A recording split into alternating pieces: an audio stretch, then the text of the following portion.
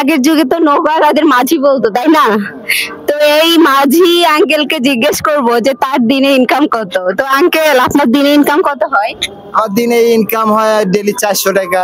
যদি খ্যাপ ভালো হয় তাহলে 800-700 হয়। যদি শুক্রবারের নৌকা হয়, 10-12-15টা নৌকা হয়, তখনই মানুষও বেশি হয়, তখন 800 টাকা 700 টাকা পাওয়া যায়। আর এমনি নৌকা থাকে ঘাটে, যখন দিনের বেলা নৌকা থাকে 2-3টা নৌকা থাকে, তখন 400 টাকা 300 টাকা ইনকাম হয়। যেমন ধরেন যাত্রী ঘুরতে আইলে তখন রিজার্ভ খেপাইলে তখন 2টা টাকা পাওয়া যায়। আচ্ছা, এই যে নৌকায় এটাই শুধু আপনার পেশা, না এর বাকি আবার অন্য কিছুও করেন?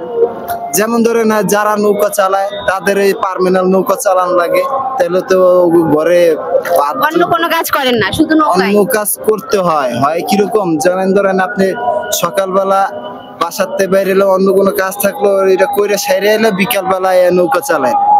তো এই নদীতে যে এই যে আপনার বৈঠা নৌকা দিয়ে এপার থেকে ওপার যাচ্ছেন, এটাতে রিস্ক নাই? হ্যাঁ, রিক্সা আছে। যেমন ধরেন এই শুক্রবার দিনকে নৌকা চালাইতে আইছে, এই যেমন ধরেন এই ছেলেটা নৌকা চালাই যাইতেছে, শুক্রবার দিন যা সারাদিন ধরে ইনকাম করছে সব টাকাগুলো নদীতে ভাসাই দিছে। কেন? আবার দ্বিতীয় কথা যে নৌকার ভিতরে আপনি 14 জন যাত্রী নিছে, 14 জন যাত্রী নেওয়ার মধ্যে আপনি মনে করেন এই নৌকাটা ডুবে গেছে। তার মধ্যে ওরও কিছু ভুল ছিল, যেমন ধরেন ও যাত্রীটা বেশি নেওয়ার কারণে ওর একটা ভুল, ঠিক আছে। তারপরও আমাদের নৌকায় এখানে চলে, তারপরও খারাপ চলে না। আমাদের যাত্রীরা যেরকম আহে এরকম যাত্রী বুঝছে আমরা নৌকা চালা চলে।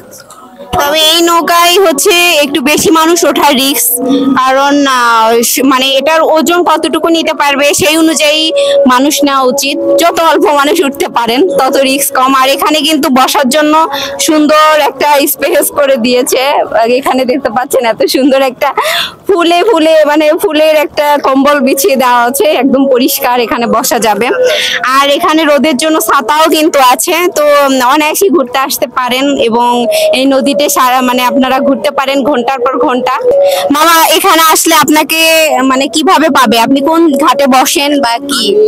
এই এখানে আমার বাসা, এই যে এই তালগাছতলা, এখানে আমার বাসা। তো আমি সবসময় যাতায়াত আমি এখানে নৌকা চালাই, এই যে এই জায়গাটা, এই যে বাজারের এই সাইডে।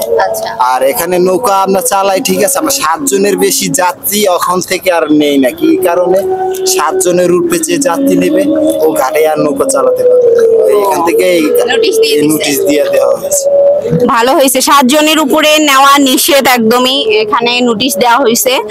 যারা 7 জনে বেশি নিবে তাদের আর নৌকা চালাতেই মানে দিবে না। তো যাই হোক, এই যে দেখতে পাচ্ছেন এই মামার নামটা মোস্তফা, মোহাম্মদ মোস্তফা। তো মামার নাম হচ্ছে মোস্তফা। আপনারা যদি আসতে চান অবশ্যই এই বাজারে, এখানে এই ঘাটে চলে আসতে পারেন। এটা হচ্ছে গুদারাহাট কাঁচা বাজারের এইখানটাতে পাবেন। তো এখানে কিন্তু দেখা যায় যে এই বাঁধটার চারপাশেই নৌকা দিয়ে একদম নৌকায় থাকে ভর্তি। তো এই তো সবাই ভিডিওটা অবশ্যই শেয়ার করে দিবেন। আর যার যার নদী পছন্দ, আমার মতো ঘুরতে পছন্দ করেন, অবশ্যই চলে আসবেন নদীতে। আল্লাহ হাফেজ, টাটা, দেখা হচ্ছে নেক্সট কোনো ভিডিওতে।